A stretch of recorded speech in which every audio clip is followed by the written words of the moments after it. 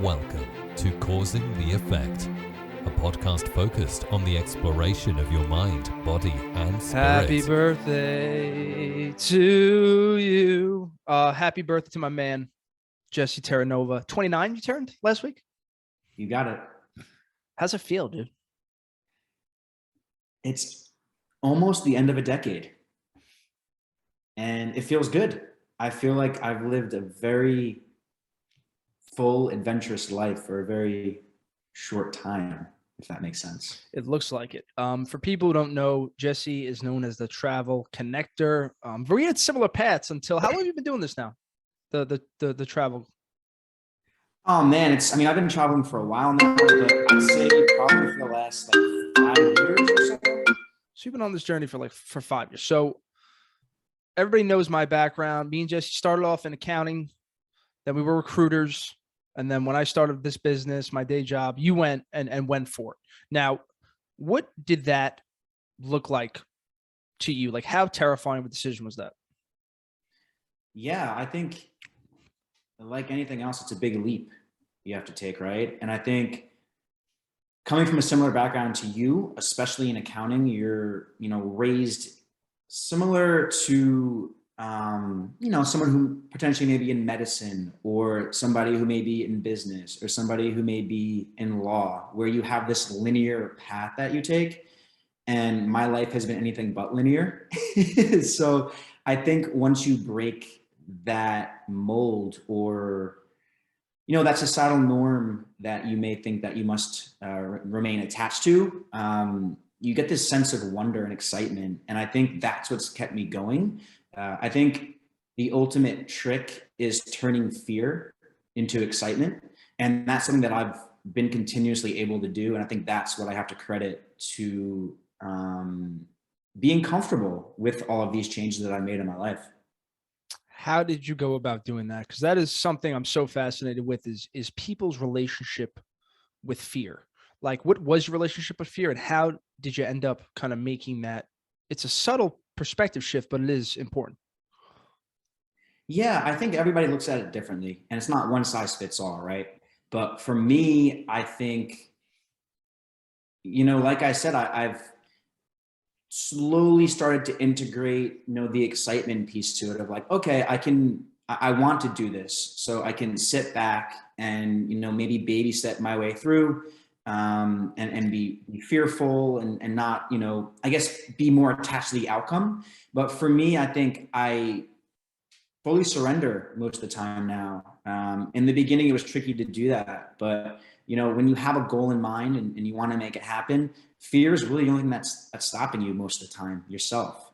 And so if you can overcome that, and to answer your question, there are many ways to do that. For me, like I said, the excitement really propels me forward, because it just, it gives me a sense of wonder and possibility when I turn that fear into like, what can actually happen if I overcome this? Or, for example, one thing that I did actually start doing is implementing different types of habits in my life, right? And so I'm not sure if you and your audience are familiar with Keystone Habits, but these are things that you do that bleed into other areas of your life and improve, for example, sleep, right? Sleep's a very good keystone habit. If you get a good night's sleep, your mood and behavior will improve. Your energy will improve. You'll feel, better to take on, more well-versed to take the day on. And so for me, I chose the Ironman early in my life, the triathlons. And when I started implementing all of my training, I started to see myself become very consistent and very disciplined, and it started to bleed into other areas of my life. And so, to tie it all together, I think it brought me the confidence to overcome that fear over time. That's awesome. You ever read The Power of Habit, Charles Duhigg? Yeah, that's all he talks about in that book is Keystone Habits. Yeah. Exactly. Yeah, exactly. Jesse, tell everybody what you do so we could just put it out there, because they hear travel, they're hearing triathlons. What would you categorize yourself? Can you categorize yourself at this point? Yeah, it's tricky. When I do speak with people about this, it's interesting because there are many ways to look at it. The last 4 or 5 years or so, Scott, I've worked putting together experiences for clients, right? And so what I mean by that is I've really worked in travel and tourism design, creating, travel experiences for couples, families, corporate travelers, behind the scenes from my laptop, right? And I think during the last couple of years, unprecedented times, people aren't traveling, have to pivot, have to adjust, have to figure out how I'm going to, pay my bills. I decided to get very clear on my brand DNA, what I want to offer the world, the type of service I want to provide, and how I want to show up. And I think ultimately, again, it was scary, but I decided to kind of launch a new concept that I'm very passionate about. And so, yes, I'll still curate experiences, but I'm going to host them in person. So we've had a couple experiences that we've run in group style, 8 to 10 people.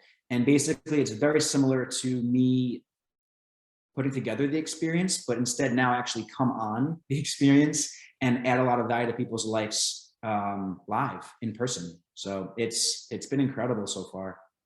Were you in Greece last week? I was in Greece a couple of days ago. Yeah. Where in Greece? I spent a day in Athens, and then we headed down to the islands, Mykonos and Santorini, for about a week. Dude, Santorini was still one of my favorite places in the world. Just the views, the style of people in Santorini. Surprisingly, people think I would like Mykonos. People are like, you're gonna love Mykonos. I really didn't like Mykonos, to be honest with you. It was beautiful, but the people there, you know what that style is over there. It's a bunch of big shots. I'm past that life, Jesse. But like, give me the breakdown of what you guys did on your trip. Yeah. So that trip wasn't. I was actually traveling with friends, so that wasn't a client guest trip. But I guess funny you said that. Have you been to Namos by any chance, or Scorpios?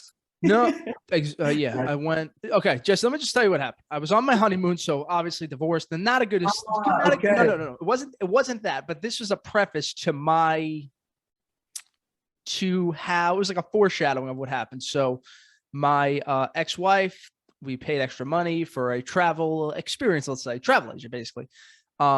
Everything from Santorini was fine. We get to Mykonos, and we had a certain place set up for a hotel or whatever. She wanted something on the beach. They messed up the experience.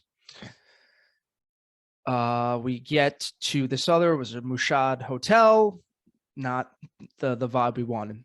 They fucked up every single thing we reserved. We get to Namos, finally start having a good time. Steps on something in the water, gets poisoned by jellyfish or something. We have to go to the Greek hospital.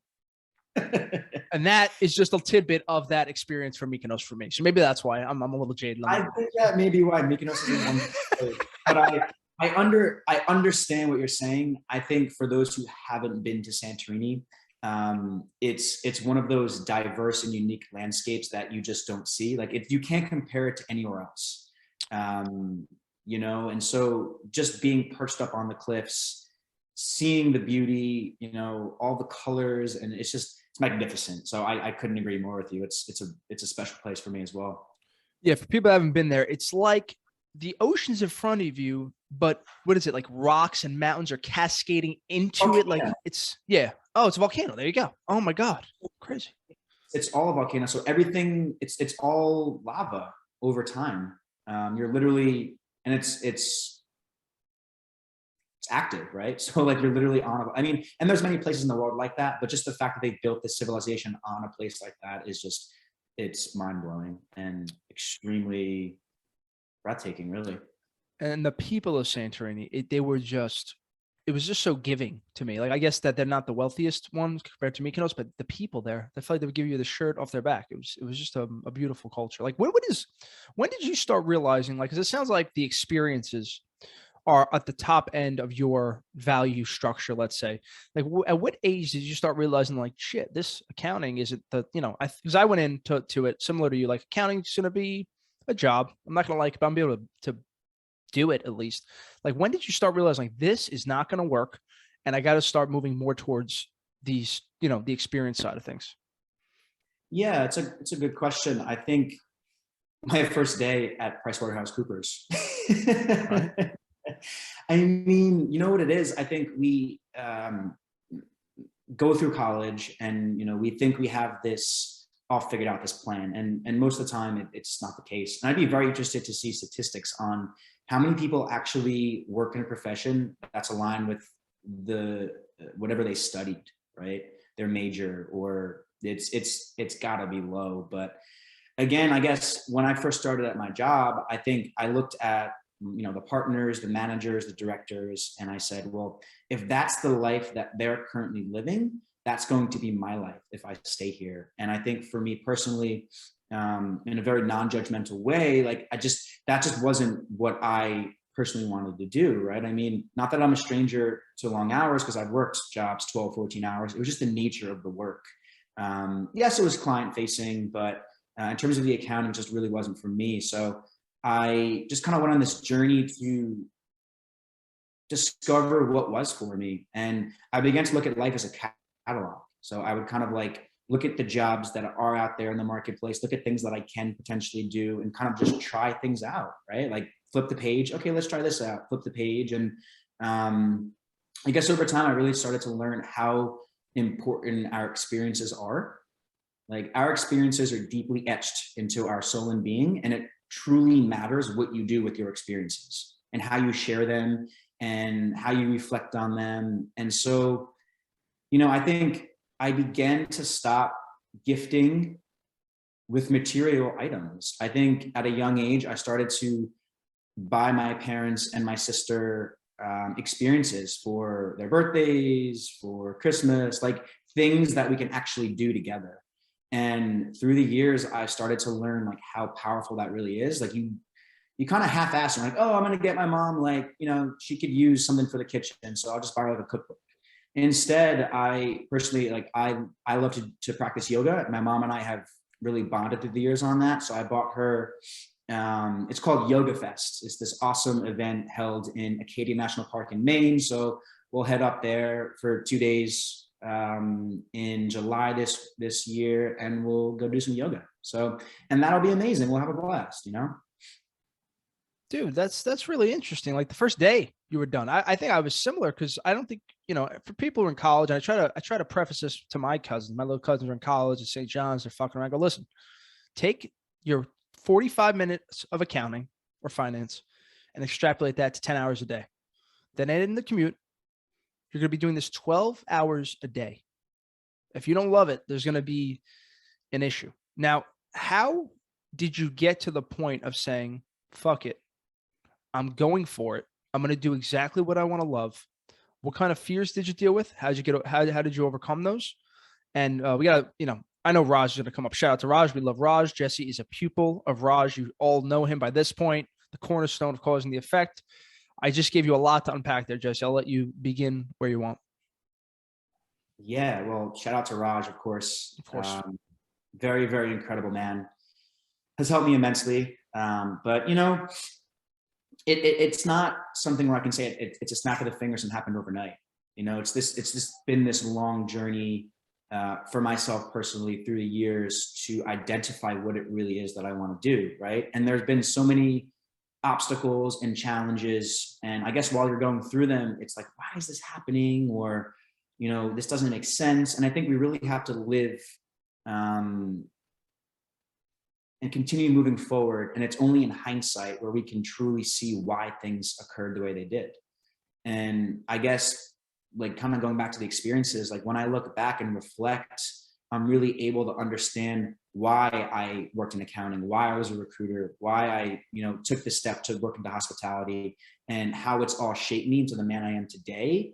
To actually identify the proper alignment between my passion and my heart and my overall actions. Because like you said, if you're gonna, choose a profession and understand you have to do it 10 hours a day or 8 hours a day or whatever you want to do, you have to like it. You have to love it. And I always told myself, like, at least meet me halfway, like 50-50, I'll do it. And then that was, part of the journey as well, Scott, where I was like, well, wait a minute, 50-50, like, that's not fair. I want it to be like 100. Like, why can't I have that? What's society telling me? What's my parents telling me? What are my friends telling me? that I can't be fully in love with what I do every day. Why would I get out of bed in the morning then if it's 50-50? Do you know what I mean? So I think ultimately, again, it's been this journey that I've been on in my 20s, and towards the back end now, I feel really blessed because I finally feel that alignment.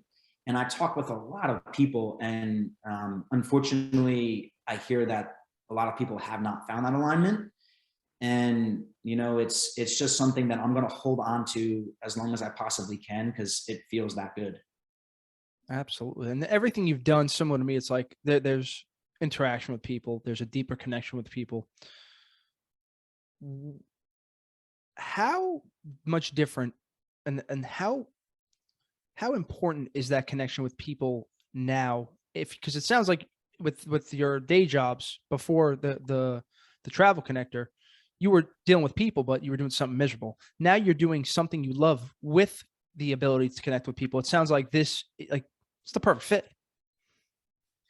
Absolutely. And it's funny that I had to go through those experiences to get to where I am today, like I said. But it's interesting. I've used travel as a vehicle to help improve and transform my life, and to help myself, really to help propel myself forward, and allow myself to be seen and to live my true authentic self, which is, I know, what you do, what the message you're trying to spread. So I think but I've used travel to do that, right? And it's important to remember that, yes, travel is awesome, and we get to go to all these great places, and selfies, Eiffel Tower, I don't know, Rome, Colosseum, the Cristo Redeemer in Brazil. Like, yeah, it's cool to visit all these places, but to your question, I think the most important aspect of travel is the connection, right? And yes, that can be to other people, that can be the relationships you have, the people you meet, but it's also to yourself, and it's also the world around you. And so if you can create connection in all three, connection with yourself, connection with others, and the connection with the world around you in terms of the nature, the environment, the culture, I think you really have it figured out. And that's the journey that I've been on, and what I want to help people ultimately achieve. It's beautiful, dude. Now there's something, because I'm planning my trips for the rest of the year, and I really like doing the unknown, right? And I think that that's a part of it for you, because if you send some people from New York out of the country, they're gonna have a breakdown. Like, how much uncertainty and unknown did you have going somewhere new, trying something new? It could be by yourself. It doesn't have to be on a more of a business scale. But how did that relationship work for you? Because with me, I used to be so nervous about going to Hawaii for a couple of weeks, going to Europe for a couple of weeks, and now it's like, yeah, I'm nervous about it, but there's something so exciting about it, like finding another version of awareness, almost, from the culture impeding on you, from other people that are new impeding on you. Is what I'm saying ringing anything to you? Yeah, I operate from a very similar place as Raj does, right? So I've gotten really comfortable with being uncomfortable. And, it wasn't always like that. Again, that fear would creep in, and of course it still does. But, I think you have to take the leap at some point, right? And, I've worked on boats in the past, so I use this, I use this metaphor, but, I think it's interesting because for me during my life, I haven't had many things tying me down, right? I haven't had many, I'm not married, I didn't buy a house. Like, wasn't really many things holding me back. So I look at myself as I was in a speedboat. So I was able to really turn around my life and make a change pretty drastically, and kind of take that leap, take that risk. I didn't have anything holding me back. But there are many people in the world who, for example, are on a massive cruise ship or a massive tanker, right? And so you can't make that shift as quickly as someone like I can, right? Like, maybe you have family, maybe you have your mortgages, maybe you have, a very, very busy lifestyle and a demanding job. And you can't just flip a bitch. Like, you have to actually change the rudders, move slowly, right? So I think it's different for everyone. But when you do ultimately take that leap into the unknown, just know that it's very normal to feel uncomfortable. because you're taking yourself out of an environment that you're so used to and that you're so comfortable in, and you're putting yourself in a place that is unfamiliar, that's scary, that's dangerous at times, and it's extremely uncomfortable. But again, embrace that, because one, it's exciting. You know, it's you don't know what's on the other side. You'll never know unless you take that leap and you try. And I think through travel, when you ultimately do take that leap, of course, by yourself, it can be really scary. But when you're with other people, they help you through it. There's a support system that comes into play, and you know, God, the universe, you know, will come to your aid. I'd say 100% of the time. That's at least in my experience. So I know it's scary, but you can always start small too. You don't have to just like, if you haven't traveled before, like, and you live in New York or you live in California and you want to fly to, I don't know, Buenos Aires, or you want to fly to Egypt. Like it's probably not the best idea to do that right off the bat, but again, it's interesting because I've done stuff like that, and that's how I've learned, kind of diving in head first. You know, some people right now would say like full send, but that's how I learn, and everyone's different. Some people have to take baby steps, and you can't move, you know, as quickly as other people can. So yeah. Now, what would you say? I don't want to go with what your most dangerous experience was. What was the most exciting experience? And it could have been a little bit of danger involved. I would assume there would be a little bit. And then what did you learn about yourself, or what did you learn about the world in those experiences, in that experience, should I say? the one that always stands out to me is actually when I did start the job at PwC. I can't remember how far in I was into it, probably a couple months. And I had met a girl in New York City who was an au pair. And so she was, you know, in New York from Iceland, only there for a couple months with the family, you know, taking care of the children and the house and everything. And, you know, went on a couple dates, got really close to her and had a great experience. And of course, the time had come for her to go back to Iceland. And so the first thing that came to mind was, do you want to come with me? And I was like, well, that's interesting. So let me like talk to work about it. I mean, that sounds amazing. I haven't traveled far before. Iceland sounds incredible. It was before Iceland started booming with all the tourism now, and has become a very popular place. And so talked to work, and sure enough, they said no. But I still went. And my manager had told me, I don't know if your job will be here when you get back. And I said, I'm still going. I don't know why at the time. I thought it would be such a valuable experience. I think mainly because I didn't think another experience like that would ever come along again. And, you know, I think at the time I was just so excited to get out there and explore, because I was just feeling stagnated at my job, of course.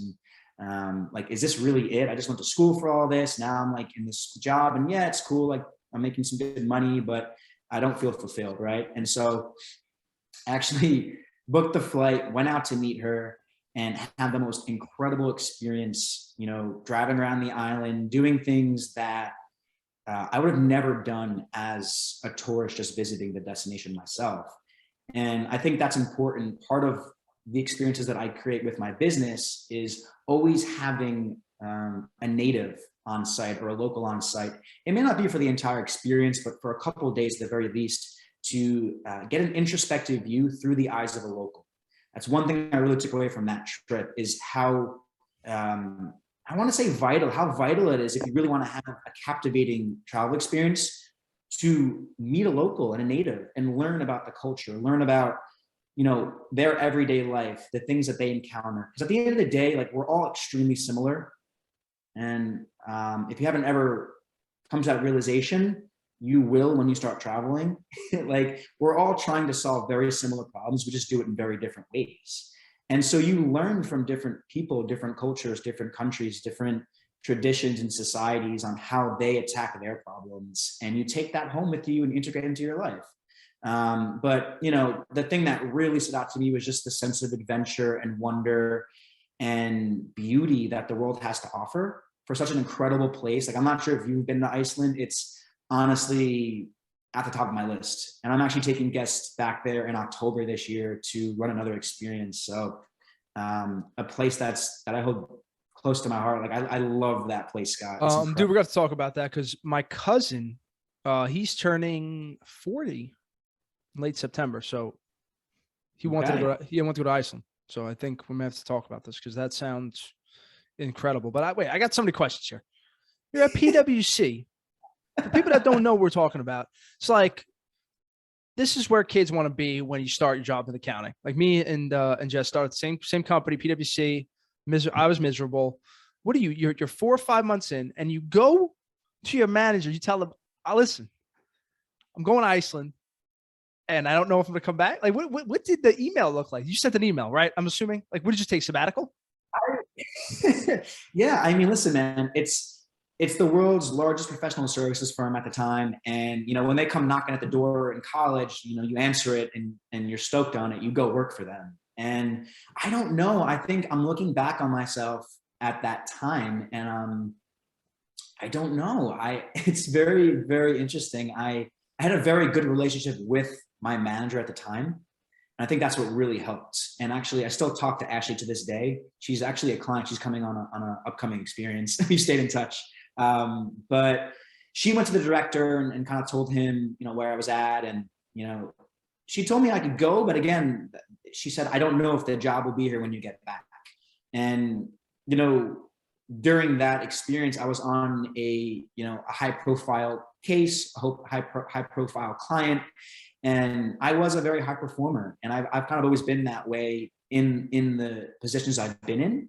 And so maybe that played to my advantage that I was able to do that because I've worked hard and I kind of, in a short time, I did earn it, and it's ridiculous that we're only allowed, a week. What was it? 7 days, 10 days vacation, something ridiculous like that, when you first start a job in New York City or even in the States. And so I don't know, I guess it was a gamble, but I think life is built on taking risks.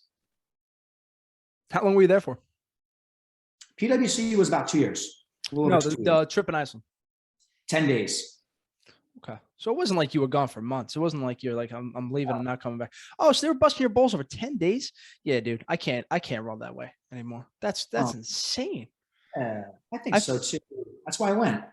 But you can't even I mean, listen, you could see somewhere close in 6 or 7 days, but to get the full experience of something, right? I really feel like me and the cousins, we're going to Thailand in February, March, something like that. You need to go on the other side of the country. You need a minimum 2 weeks, 3, 4, I don't understand how people like the way these corporate jobs work in New York, particularly can't take 2 weeks off. Like people will look at you like you're crazy. Like that's what you need. Well, it's not even that, Scott. I mean, yes, the vacation's important, but think about maternity leave. Like in Portugal, it's a law. You have to take you're allowed, I think it's 6 weeks or 8 weeks, something like that. I know Norway and Denmark have even more time off, but in the States, what are you allowed? Like a couple weeks, and then the baby just takes 6 weeks. Itself? Yeah. Like, and then that's what I got guys dealing with at the Big Four that are leaving because I'm still doing partially recruiting. Like they're nervous to take maternity leave because that's it's like shunned on. It's like, dude, take your leave. It's your kid. That's the most important thing in the world. It's like, I don't know how the value structure in America got so twisted. It's just such a weird thing. I apologize. Yeah, it's 6 weeks in the States, right? I think it's like 6 months in Europe. There's some place. Yeah, I think in the Scandinavian countries it's more. It's like 8 or 9. Yeah. That came to mind, and I was like, it's because you could relate it, right? No, dude, I feel bad because I see, we went from 5 kids in the beginning of COVID to now that we have 18, 19 kids working underneath us at my company. And you could see like how kids are nervous to take vacation. And it's like, bro, stop. Like, don't live your life this way. Because I bet you probably had some anxiety, but when you came back and your job was still there, obviously, like it must have gave you some sort of confidence. Like I'm making stuff out to be a lot worse than it was. At least that's how I would feel. Yeah, it's the thoughts we have on a daily basis. If you want to take it a step further, like most of the time, I'd say like 95% of the time that we worry, we stress, like it's over things that we conjure up in our minds that ultimately never even happen. So I guess I realized that at a young age is like, well, worrying seems to be a giant waste of my time. So I'm going to try and stop doing that. Of course, you know, we all worry, but yeah, I think it can really be very conflicting, you know? What does your practices look like nowadays? You're doing some yoga. Are you meditating? What kind of stuff are you up to in the morning? I don't think I'm at the level that you're at, and I'm not comparing, but I think you told me you're up at like four or Yeah, five. I'm out of control. Yeah, I'm not it's horrible.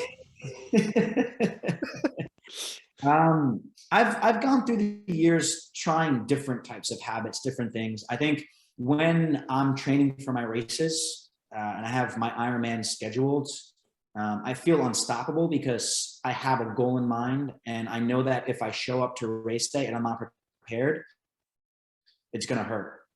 It's gonna hurt to get off the bike and then go run, you know, half a marathon. So, you know, exercising in terms of like moving my body on a daily basis is a non-negotiable, and I try and do that as much as I possibly can. Meditation has brought me an immense amount of peace, inner peace, wisdom, and clarity. You know, if I don't meditate in the morning and in the evening, like my day is just out of whack. Like I've noticed the difference significantly, and you know, it could just be breathing. You know, that you know, we all worship Apple and on the iPhone, whether we think we do or not. And if Apple's telling you to breathe, you know, you could put the setting on it, just it vibrates on your wrist and says breathe. That means that's the same thing as meditating. Meditation is an activity. Well, it's taking yourself from a state of activity to silence, right? And so through breathing, you can achieve that. But I think that's been a really important aspect of my daily habits. Obviously, the movement of my body. You know, water, I think is an easy one. I don't know, Scott. I don't know if you see this too, like in the States. Do you ever notice how much soda people drink? It's out of control. People like listen. I don't want to give up like half of the coaching and the fitness world, but like if you sleep 8 hours a day, you have a gallon of water a day, work out a little bit, meditate a little bit, you will fix like 80% of your issues in a flash. And I know that's free and it's won't make me any money, but I don't care. It's not what it's about. Like that is really kind of what I did, because I was never, people can't believe when they meet me now, just like that I'm the kid up before I am. I used to be up at 3. My mother still can't believe it. She's like, I would have to beat you up on the weekend because you'd be up at 3:30 p.m. because we're up playing video games all night. But it's just, you have to do what kind of works for you. And I feel my most self before I even pick up my phone, meditating, breath work, all that stuff that just kind of works. But yeah, nobody drinks water anymore. And now everybody drinks the 0-calorie soda as if it's going to save them, which is better, but I don't think it's the answer. It's literally the answer for everything. It's if you wake up in the morning, chug some water with lemon in there, it completely detoxes your entire body. And then throughout the day, just replenishing, you know, this is just my experience, right? And these are just merely suggestions, but you know, I've seen significant differences in my life when I do these practices or when I make it a habit to, for example, it's so easy just literally saying drink water. Like if we didn't have water, we would die. So like, it's not like I'm saying anything new, but I've just seen significant differences in my performance by doing simple things like that and being more mindful. You know, focusing more on the relationships that you do have in your life, being grateful for them, making the time to call your family and your friends. Like, especially in a place like New York, you have to like slot people in. And I understand that. I've lived in New York for many years. You're like, okay, like we're meeting for a coffee on Thursday at 2 p.m. But like, that's just the way it goes. And I think if you're able to do that with friends, you know, it adds a lot of value to your life, you know, making sure you're staying connected to the people in your life that bring you joy, not the ones that rob you joy.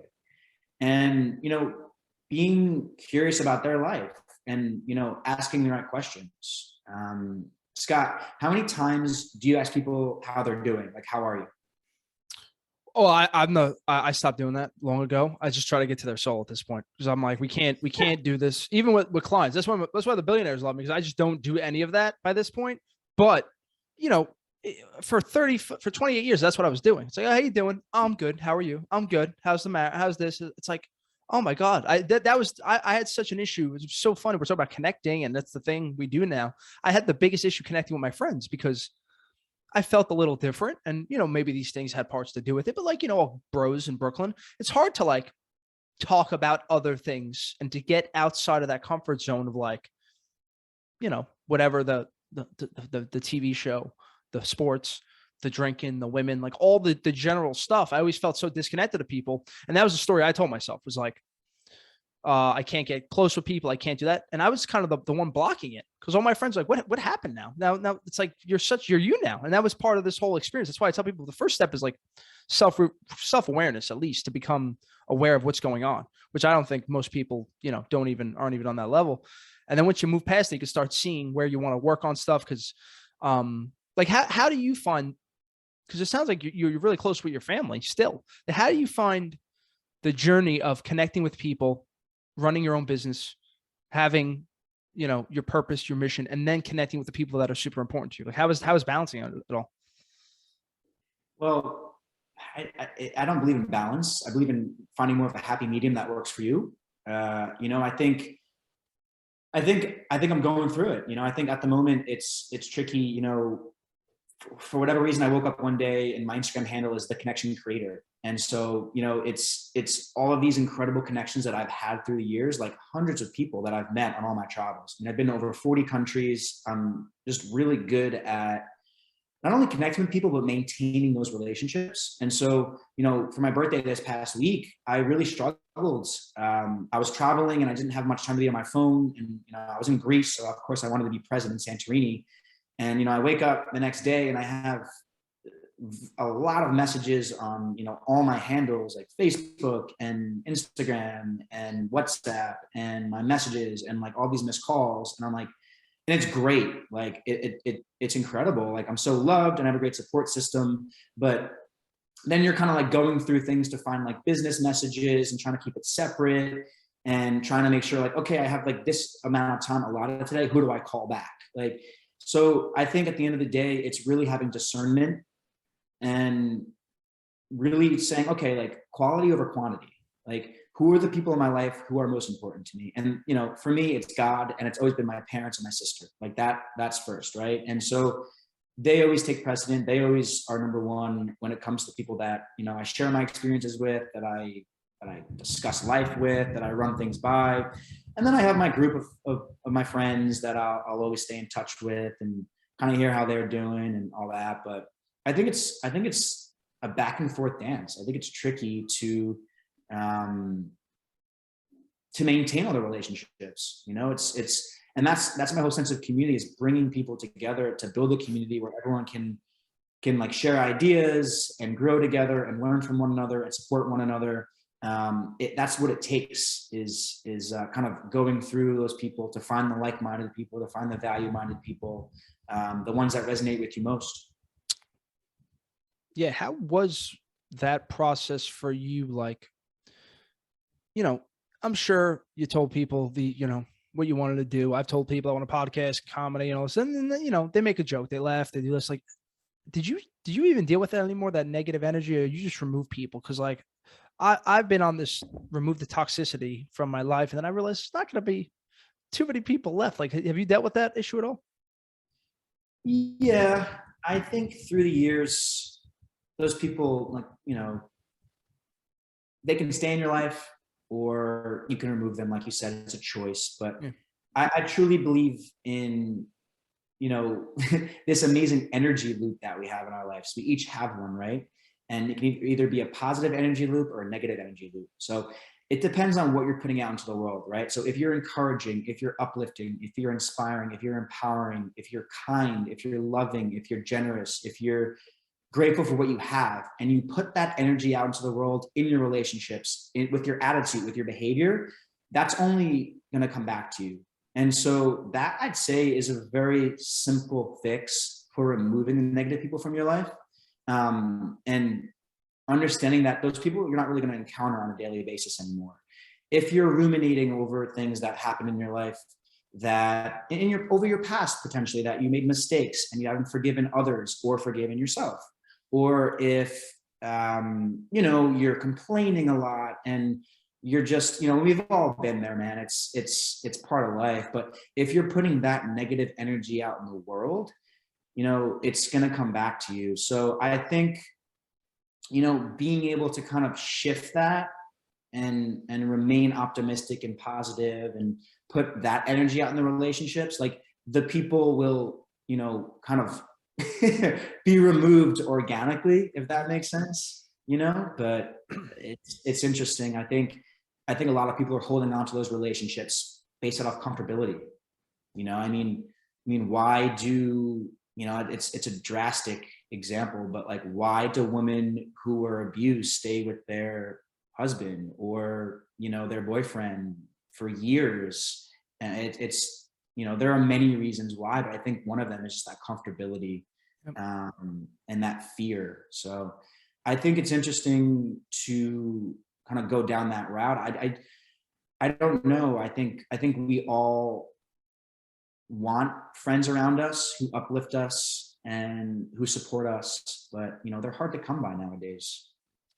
Exactly. And that's like, for me, it's just been understanding that, like, I'm aware of the type of friend I am in my relationships, and like, I'm going to demand that back from you. And I told this to my friend. I said, listen, you guys may not be the best texters, but I demand a certain quality. And they were like, no, we appreciate that. Like, we want that. And that's kind of made us a better friend, or made us realize, all right, we can get back to people or plan a trip better. Cause plan a trip, Jess, if we don't have a guy like you, I gotta be the guy fucking doing it, which is like annoying. But, my last question for you is, what's the best place you've been to? What's that one top spot? Do you have a top spot? And was there a place you went to that really made you feel like you were home? For me, I'd say South Africa, favorite place. Fell in love. Really was blown away by how diverse it was, and obviously how far it is, but just all of the beauty. Like, it's, it's those questions we ask ourselves: do you choose mountains or ocean? And when you're in South Africa on Camp's Bay, you can have both. And the food is phenomenal. It's just a very relaxed environment. It's accessible to other places in Africa that are wonderful. So I'd say that is definitely one of my top spots that I've been to. And then in terms of the home question, that's a good one, man. I think we all need a sense of home. We all need a sense of grounding, a home base to operate from. But to me, I've lived in many different places through the years, and, being able to integrate your enriching experience abroad with your daily life at home is a prerequisite for lasting transformation, and for you to actually learn and to understand that home is a place you take with you everywhere you go. It's not a physical place. Home is you. It's how you look at life. It's how you perceive life. It's the people that you surround yourself with. So, yes, Portugal is my home base, but I will continue to travel and, attract amazing people. And maybe, Portugal won't be the place where I'm at next year, in 2 years, or in 3 years. And that's the whole game of life. It's unknown. You'll never know. So it's hard to say, like, this is my life. I mean, you see now in Ukraine, you see in the Caribbean, you see in places that, like I say Caribbean with, the hurricanes and everything, like, your home can be gone in the snap of a finger. So again, I don't know. I don't think it's a physical place. How about you, Scott? Man, I just respect, like, I was thinking about this the whole time we're talking. I'm like, dude, if I didn't, like, have my home, my little comfort thing, my nice TV behind me with my swords from Lord of the Rings and game, I would have a freak out. But it's like, that's attachment, right? That's the opposite of what we're teaching and studying. So I know that I got some time to go. For me, man, I got to do Maui, Hawaii is just, there's a certain vibe. And that's why it was so funny you said the place in South Africa, because that's like, I want ocean and mountains. Like, that's exactly what I want. And when I went to I'm sure you've been to Maui, right? Yeah, Maui's Yeah, incredible. yeah. So with the Mount Haleakala and then the ocean, like, dude, I was living. It was funny with your story with the girl. Like, I went there by myself, didn't know what was going to happen. I went surfing with this girl every day. I was like living in the movie Blue Crush. It was like blowing my mind. I was like obsessed with surfing. And if it was up to me, I would really consider somewhere. I guess it's hard. I'm speaking of being there for 3-4 weeks, but if you're like six hours away from everybody, I don't know, that gave me a sense of like real peace. And I went there looking for the meaning of life and my purpose. And I came back thinking the meaning of life is life itself. It's similar to what, you said about home base. Like, it's these moments, the moments with Jesse, it's the moments in Hawaii, sitting and gazing out in the stars, and like these things that just subtly shift your perspective to a way. And that's kind of, what I've learned on these trips. That's why I love going to, like, people are trying to come on these trips, man. I'm like, I need to go by myself because I don't want to be told who I am. I don't want to be called my name. I just want to be just the essence of Scott. Just go and just, you meet new people, you do new things, you find out things you never knew. Like, I was obsessed with surfing. I signed up for on a Monday, one surfing session. I ended up doing, I think, 13 or 14 surfing sessions in 4 or 5 days. I was like, who would have thought? Like, I thought I would have been terrified of the sharks or something stupid. It's like, that gave me so much energy. Like, it was incredible. Gave you the confidence. It's incredible. Yeah. And you would have never guessed that unless you go. And unless you try it. You'll never know what's on the other side. Exactly, dude. Brother, thank you so much for joining me. I'm sure you'll be coming on again, dude, because I love you and I wish you all the best out there in Portugal. That's where you spend some of your time, let's say. Correct. I received residency. So, yeah, it's home base. But I looked at it as like a strategic move in terms of, like, logistically, it's in the middle of 4 continents, right? You have North America, South America, Europe, and Africa. So it's easily accessible to other places. And I mean, man, Portugal is an incredible place with amazing culture and very diverse landscapes. So I'm happy to be here, and you'll have to come visit, man. dude, listen, we're going to talk right after we close this out about I got some ideas for my trip in August. So people on YouTube, thank you so much for watching and joining. You can find all Jesse's info in the links below. Please hit that like button, subscribe if you'd like. If you're listening, thank you guys so much for all the support and just for growing with me for the last 2 years. This is crazy, Jess. Can't believe I've been doing this for so long. That's it, people. As always, stay safe, stay positive, stay blessed. We'll talk to you later. Bye-bye.